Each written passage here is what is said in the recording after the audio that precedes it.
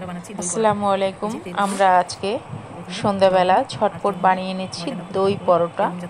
প্রথমে আমি ময়দার সাথে লবণ আর একটু ঘি দিয়ে মেখে নিলাম ভালো করে, যেন হাতে মুঠ করলে একটু শক্ত থাকে।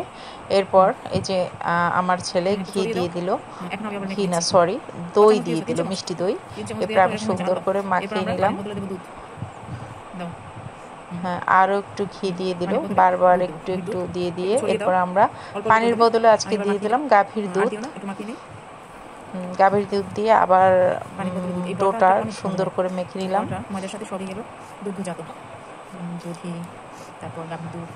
এই পরোটাটা খেতে বেশ মজাই, কারণ এতে সবই দুগ্ধজাত দ্রব্য দেয়া থাকে।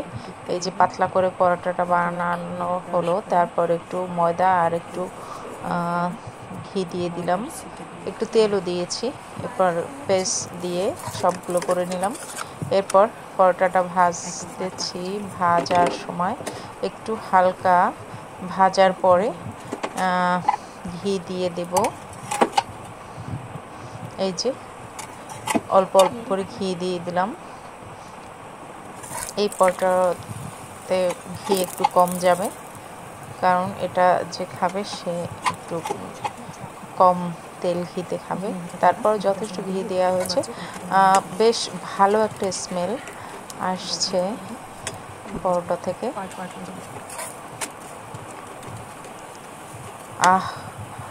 ঘ্রাণটা ছড়িয়ে যাচ্ছে। এই পরোটায় একটু বেশি করে ঘি দিলাম, কারণ এই পরোটা যার জন্য সে একটু বেশি ঘি পছন্দ করে।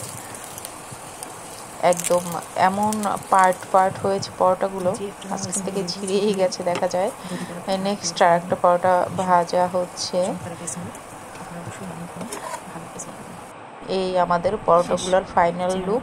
পরোটাগুলো খেতে বেশ সুস্বাদু, এমনিতে খালি খালিই খাওয়া যায়, কারণ এটা মিষ্টি মিষ্টি লাগে। ঘির একটা চমৎকার একটা স্মেল আসছে, আর বেশ মজা, যেহেতু দুধ দেওয়া আছে। আলহামদুলিল্লাহ।